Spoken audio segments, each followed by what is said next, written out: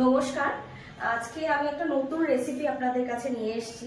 সেটা নতুন না, অ্যাকচুয়ালি রেসিপিটা বাঙালিদের মধ্যে মূলত খুবই ফেমাস একটা রেসিপি এবং বিভিন্ন বিয়েবাড়ি অনুষ্ঠানে এটা হয়েই থাকে। সেটা হলো মাছের মাথা দিয়ে ছেঁচড়া, কিন্তু এটা একটু অন্যভাবে আমি করার চেষ্টা করেছি। এটা উপকরণ যখন আপনাদের আমি দেখাবো তখন আমি বলছি। মাছের মাথাটা আমি 10-15 মিনিট নুন হলুদ দিয়ে মেখে রেখেছিলাম।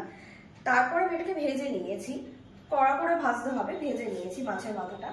আচ্ছা, আর হলো এখানে আমি বিভিন্ন ধরনের সবজি নিয়েছি, যেহেতু শীতকাল পড়েই গেছে। তো এখানে কুমড়ো আছে, বেগুন আছে, মূলো আছে, সিম আছে। আপনারা কুমড়ো আর বেগুন নিয়ে করতে পারেন।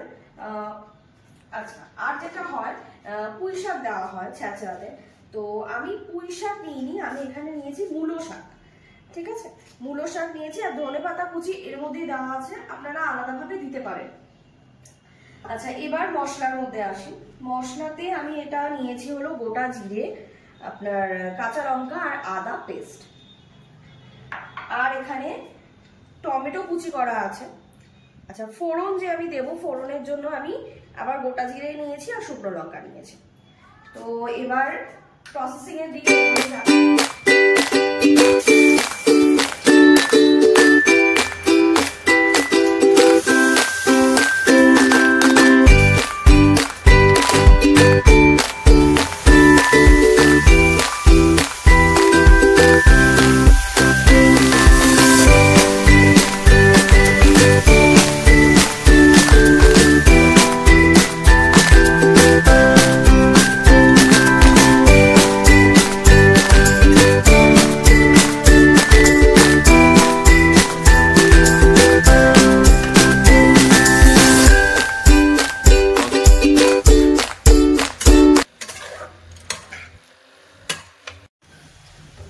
আমি এখানে এই সবজিগুলোকে তখন দেখলেন যে মশলার মধ্যে দিয়ে ভেজে নিলাম।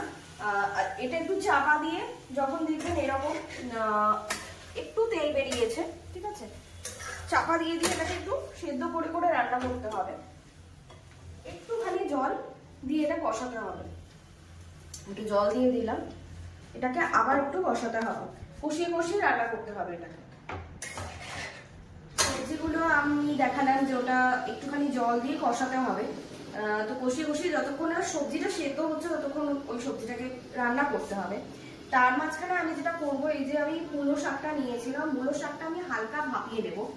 কারণ আমরা জানি যে মূলোতে কিছু মানুষের গ্যাস হতে পারে, আমার অ্যাটলিস্ট হয়। তো এটাকে একটু ভাপিয়ে নিলে কি হবে, সেই ব্লোটিং বা গ্যাসের ব্যাপারটা থাকছে না। তো আমি এটাকে একটু ভাপিয়ে নিচ্ছি। এখানে সবজি থেকে যে সবজিটা সেদ্ধ বসিয়েছেন, জলটা টেনে গেছে আর এই যে তেলটা বেরিয়ে এসছে, ঠিক আছে। আর সবজিগুলো দেখুন কুকড হয়ে গেছে, ঠিক আছে।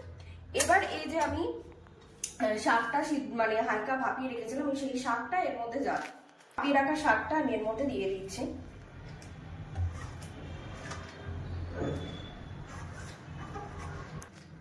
এবার এই শাকটা দিয়ে তরকারির সাথে আরেকবার একটু অল্প সময়ের জন্য কষিয়ে